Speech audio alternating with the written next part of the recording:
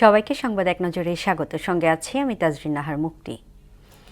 সুদানে নিহত 6 বাংলাদেশি শান্তিরক্ষীর নামাজের জানাজা সম্পন্ন হয়েছে। সকালে সেনা সদর দপ্তরে কেন্দ্রীয় মসজিদে জানাজা অনুষ্ঠিত হয়। পরে গ্রামের বাড়িতে উদ্দেশ্যে মরদেহ নিয়ে যাওয়া হয়। তেজগাঁও বিমানবন্দর হেলিকপ্টার যোগে নিজ ঠিকানায় নিয়ে যথাযথ সামরিক মর্যাদায় দাফন করা হবে।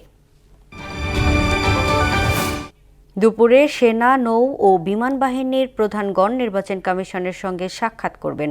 পরে আইনশৃঙ্খলা পরিস্থিতির সার্বিক অবস্থা পর্যালোচনা সংক্রান্ত সভা অনুষ্ঠিত হবে। সভায় নির্বাচন পূর্ব আইনশৃঙ্খলা পরিস্থিতি পর্যালোচনা, অবৈধ অস্ত্র উদ্ধার ও সন্ত্রাসী কার্যক্রম রোধে যৌথ বাহিনীর কার্যক্রম, প্রার্থী ও রাজনৈতিক দলের জন্য প্রণীত আচরণবিধি 2025 প্রতিপালন এবং সার্বিক নির্বাচনী পরিবেশ বজায় রাখার বিষয়গুলো আলোচনায় থাকবে।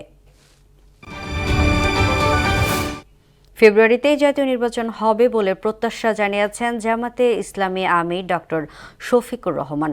ফজর নামাজের পর শহীদ শরীফ ওসমান হাদির কবর জিয়ারত শেষে তিনি কথা বলেন।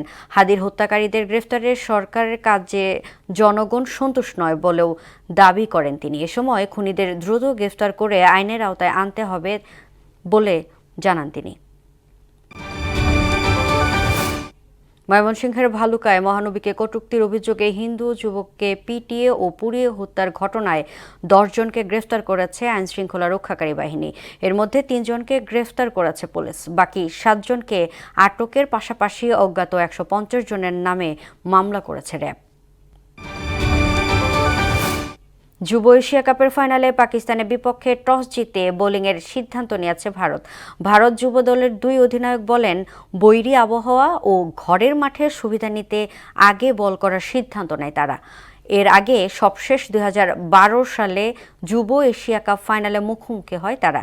সেবার ফাইনাল টাই হওয়ায় ভারত ও পাকিস্তানের যুগ্মভাবে চ্যাম্পিয়ন হয়।